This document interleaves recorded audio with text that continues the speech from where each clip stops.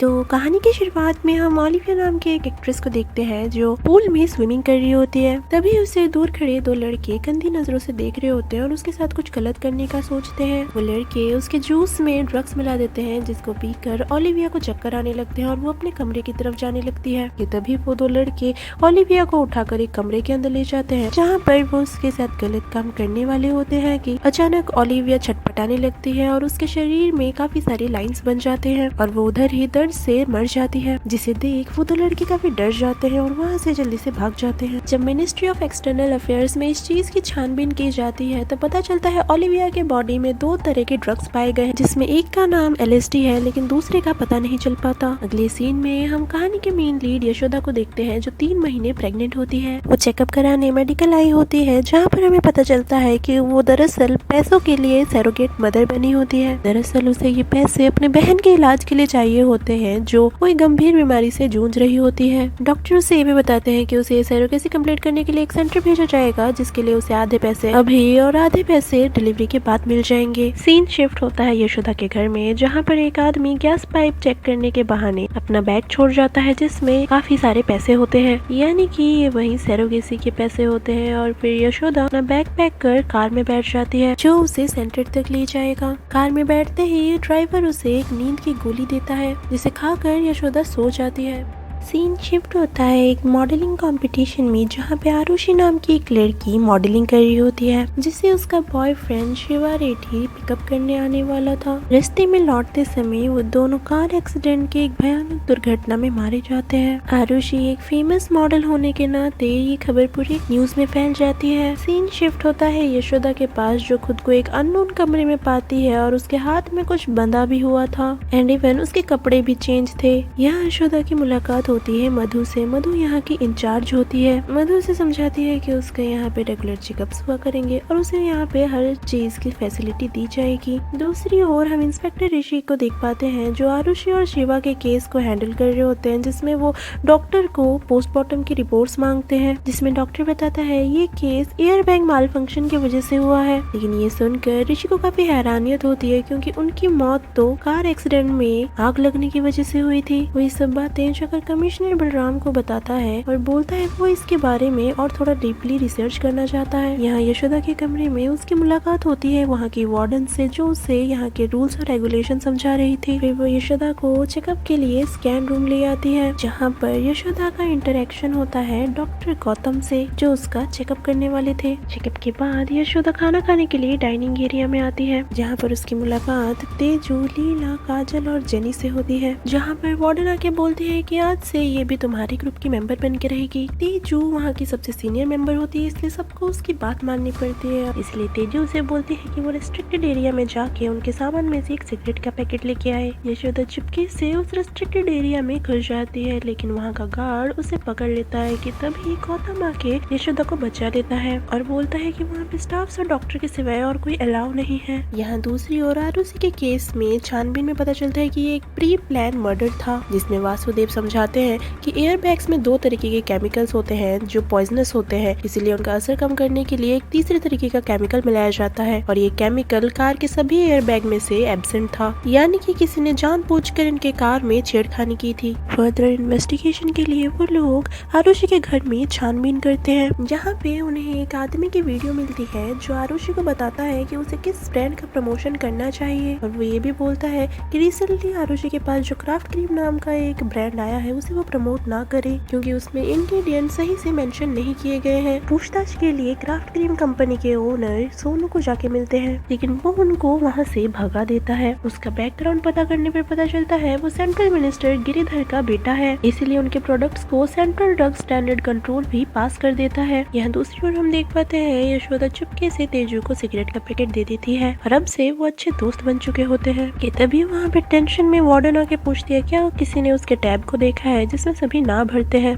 और थोड़ी देर बाद हमें पता चलता है कि वो टैब और किसी ने नहीं, यशोदा ने मस्ती में लिया था और वो चुपके से वार्डन के टेबल पर फिर से रख भी देती है। यहाँ दूसरी ओर छानबीन के लिए ऋषि, वासुदेव और उसकी टीम उस वीडियो वाले आदमी के घर पहुंच जाते हैं, लेकिन जब वो उसके अपार्टमेंट में एंटर करते हैं वहाँ पर उस वीडियो वाले आदमी की सिर्फ लाश पड़ी होती है। थोड़ी और छानबीन के बाद उसके घर से उन्हें एक केमिकल मिलता है जिसकी जांच पड़ताल के लिए उस ट्यूब को लैब भेज दिया जाता है। फिर ऋषि को उसका दोस्त जो उस केमिकल के ऊपर स्टडी कर रहा था कॉल करके बताता है कि कुछ दिन पहले जो ओलिविया के मर्डर का केस आया था और उसके शरीर में एक मिस्ट्री ड्रग पाया गया था, ये केमिकल उसके साथ पूरा मैच कर रहा है और वो कुछ और जांच पड़ताल करके इसकी अपडेट्स उसे देता रहेगा। यहाँ जब तेज बाथरूम में सिगरेट पी रही होती है तब यशोदा आके वहाँ पे उसे रोकती है और पीने के लिए मना करती है, लेकिन तेजू उसे वहाँ से भगा देती है। लेकिन वो खुद भी रियलाइज करती है कि ये चीज गलत है, इसलिए वो सिगरेट छोड़ देती है और बाहर आके ये बात यशोदा को भी बताती है कि उसने सिगरेट नहीं पी और साथ ही साथ बताती है कि उसके माता पिता हमेशा से एक लड़का चाहते थे,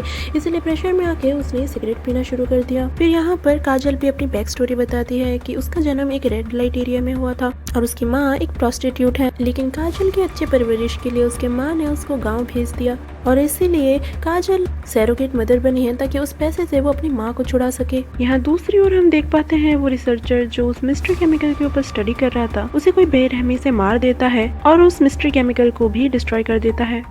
अगले दिन जब सब डाइनिंग एरिया में बातचीत कर रहे होते हैं, अचानक काजल को जोरों से लेबर पेन होने लगता है। फिर उसे जल्दी से वार्ड 2 यानी उसी रिस्ट्रिक्टेड एरिया के अंदर ले जाया जाता है और बाहर सभी परेशान उसका इंतजार कर रहे होते हैं। तब लीला यशोदा को अपनी कहानी बताती है कि वो कठपुतलियों की कहानी सुनाने वाले फैमिली से है और उसने बचपन से ही कृष्णा की काफी सारी कहानियाँ सुनी है और इसीलिए वो मानती थी कि वो भी एक दिन कृष्णा को जन्म देगी, लेकिन उसे एक दिन पता चलता है कि वो कभी भी माँ नहीं बन सकती। लेकिन तब उसे ये सैरोगेसी का मौका मिलता है और ये जानकर वो काफी खुश हो जाती है कि वो अपनी कोख से श्री कृष्णा को जन्म दे सकती है और बस वो एक बार अपने कृष्णा को जन्म होने के बाद देखना चाहती है। यशोदा यहाँ सभी की कहानियाँ सुनकर सभी से काफी अटैच हो चुकी होती है। थोड़ी देर के बाद मधु आके सबको बताती है कि काजल का बच्चा उसके पेट में मर गया था, इसलिए उन्होंने उसे बाहर निकाल दिया और उसे सही सलामत घर भेज दिया है। इस तरफ ऋषि और उसका दोस्त सोनू के ऊपर नजर रखने के लिए उसके घर के नीचे खड़े होते हैं कि तभी अचानक उसके आदमी उनके ऊपर हमला कर देते हैं जिसमें ऋषि का दोस्त मारा जाता है। ऋषि किसी भी तरह गाड़ी भगाकर वहाँ से बच निकलता है। यहाँ दूसरी ओर कमिश्नर का भी एक्सीडेंट हो गया होता है।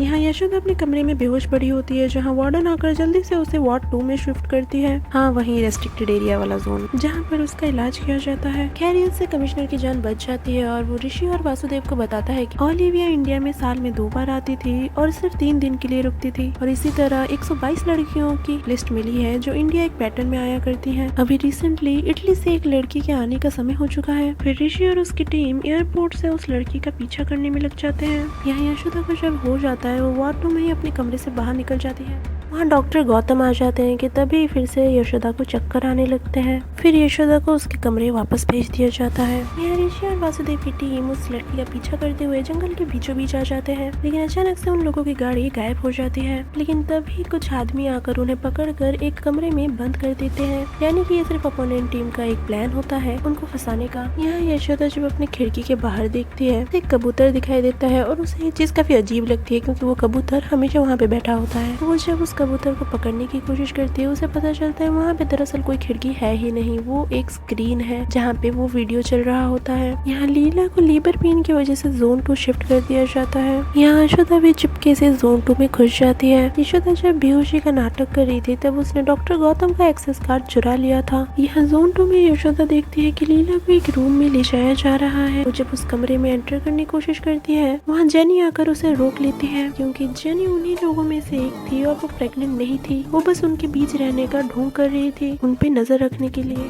जेनी यशोदा को खींचकर एक कमरे में ले आती है जहाँ उन दोनों के बीच बड़ी जबरदस्त फाइटिंग चलती है जिसमें जेनी मारी जाती है। बाहर निकलकर वो एक कमरे में घुसती है जहाँ पर काफी सारी लाशें पड़ी होती हैं। उसे वहाँ लीला और काजल की भी लाशें मिल जाती हैं जिसे देख वो काफी ज्यादा डर गई होती है। इस वक्त मधु और उसकी टीम को भी पता चल गया होता है कि जेनी की मौत हो चुकी है और यशोदा जोन 2 में कहीं घूम रही है। वहाँ से निकलकर यशोदा एक और कमरे पहुँचती है जहाँ पर काफी सारे फीटस यानी कि बच्चों को कंटेनर में फ्रीज करके रखा गया था। उसे वहाँ पर लीला का बच्चा भी मिलता है। ये सब देख यशोदा काफी डर गई होती है कि तभी वहाँ तेजा यानी कि वो टकला सिक्योरिटी आकर यशोदा को पकड़कर एक कमरे में ले जाता है। वहाँ वो यशोदा को मॉलेस्ट कर मारने की कोशिश करता है, लेकिन यशोदा उसे ही मार डालती है। वहाँ से निकलकर यशोदा मधु के कमरे पहुँचती है, जहाँ पर वो छानबीन करने लगती है। तभी वहाँ मधु आ जाती है। यशोदा किसी भी तरह मधु के गले में चाकू रख देती है कि तभी वहाँ पर गौतम आ जाता है। वो बोलता है कि यहाँ पे यही नहीं और भी काफी सारे इलीगल काम हो रहे हैं। वो किसी भी तरह यशोदा को अपनी बातों में फंसाकर उसके गर्दन पर चाकू रख देता है,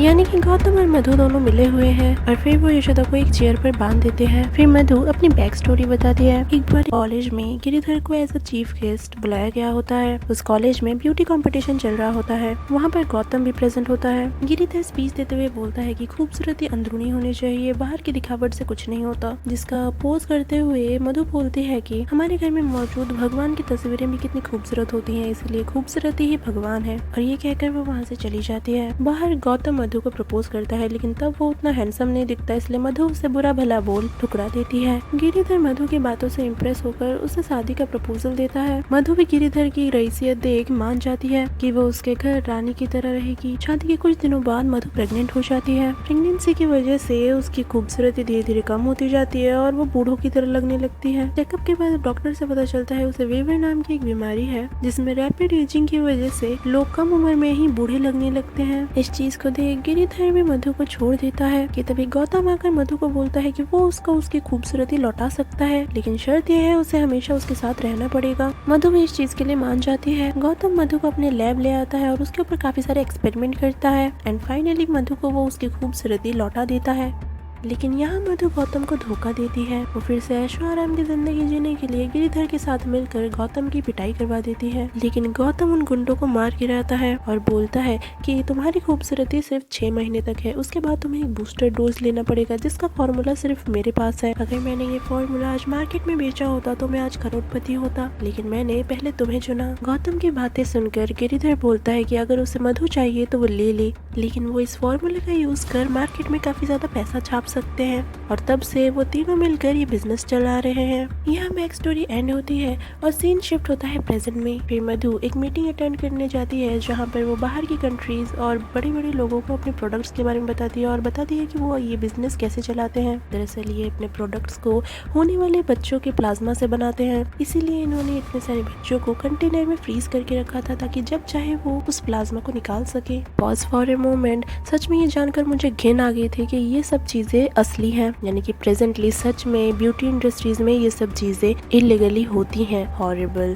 बैक टू द स्टोरी। लेकिन इनके प्रोडक्ट्स को यूज करने के बाद 48 आवर्स के अंदर किसी भी तरह का ड्रग नहीं लेना है। ओलिविया के केस में यही गलती हुई थी और उसे अपनी जिंदगी से हाथ धोना पड़ा था। और अगर इनके ड्रग्स के बारे में कोई छानबीन करने की कोशिश करता है तो वो उसे मरवा देते हैं। आरुषि भी इनके प्रोडक्ट्स के ऊपर छानबीन कर रही थी, इसीलिए उन्होंने एक्सीडेंट दिखाकर आरुषि को मरवा दिया। यशोदा किसी तरह वहाँ से बचकर निकल जाती है और बाहर का रास्ता खोज लेती है, लेकिन गौतम फिर एक बार यशोदा को पकड़ लेता है। इस और हम वासुदेव और ऋषि की टीम को देखते हैं, जहाँ पर वासुदेव समझा रहे होते हैं कि ये सब मिली भगत कमिश्नर का है। दरअसल कमिश्नर इनके साथ रहने का ढोंग कर रहा था ताकि वो सारी इन्फॉर्मेशन उन लोगों को दे सके, यानी कि वो भी उनके यानी गौतम और मधु की टीम में मिला हुआ था। गौतम यशोदा को उसी सेंटर में वापस ले आता है। वासुदेव और उनकी टीम जहाँ पर बंद थी वहाँ पे एक बड़ी सी स्क्रीन थी जहाँ से गौतम उनको कनेक्ट करता है। तभी यशोदा गौतम के सिर पर बंदूक तान देती है जो उसने उस टकली सिक्योरिटी से चुराया था। और यहाँ हमें पता चलता है यशोदा एक आम लड़की नहीं, एक ट्रेंड पुलिस और वासुदेव की स्टूडेंट है। उसे अपनी जिंदगी में सिर्फ 2 चीजें पसंद थी, उसकी बहन और उसका प्रोफेशन यानी एक पुलिस ऑफिसर बनना।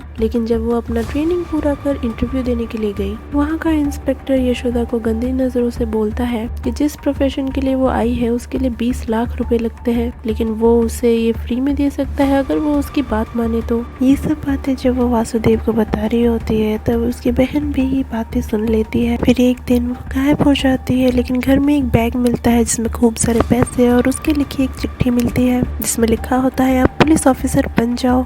कुछ पूछताछ के बाद पता चलता है कि यशोदा की बहन ने सरोगेट मदर बनने का फैसला किया था और इसके लिए वो एक हॉस्पिटल आती जाती रहती थी। डीप इन्वेस्टिगेशन में पता चलता है कि इसी तरह काफी सारे डॉक्टर्स और नर्सेज मिलकर इस सरोगेसी का धंधा चला रहे हैं, जिसके लिए उन्हें काफी सारे पैसे मिलते हैं और वो लड़कियों को प्रेग्नेंट कर एक दूसरी जगह शिफ्ट कर देते हैं। फिर यशोदा डिसीजन लेती है कि वो खुद एक सरोगेट मदर बनकर इन सब चीजों का खुलासा करेगी और उसने पहले दिन से ही अपना काम शुरू कर दिया था। वो ऑब्जर्व कर रही थी कि कौन सी चीज कहाँ है, कौन क्या करता है और यहाँ क्या क्या हो रहा है। यशोदा जब सिचुएशन कंट्रोल कर उन दोनों को बाहर की ओर लेके जा रही थी तो वहाँ पे काफी सारे गार्ड्स आकर उस पे हमला कर देते हैं, लेकिन यशोदा सबको मार गिराती है और गौतम को भी गोली मार देती है। यहाँ ऋषि और वासुदेव की टीम कमिश्नर का काम तमाम कर देती है क्योंकि वो कानून के जरिए आराम से छूट जाता। यहाँ यशोदा अलार्म बजाकर सभी को वहाँ से बाहर की ओर निकाल देती है। मधु वहाँ से भागने की कोशिश करती है लेकिन यशोदा उसे पकड़ लेती है और यहाँ हमें पता चलता है कि जब गौतम मधु के ऊपर एक्सपेरिमेंट कर रहा था तो उसे एक फीटस की जरूरत थी और मधु ने अपनी खूबसूरती के लिए अपने बच्चे को ही मार दिया। ये सब सुन वहाँ पे प्रेजेंट सारी लड़कियां भड़क जाती हैं और मधु को खाई से नीचे गिरा देती हैं।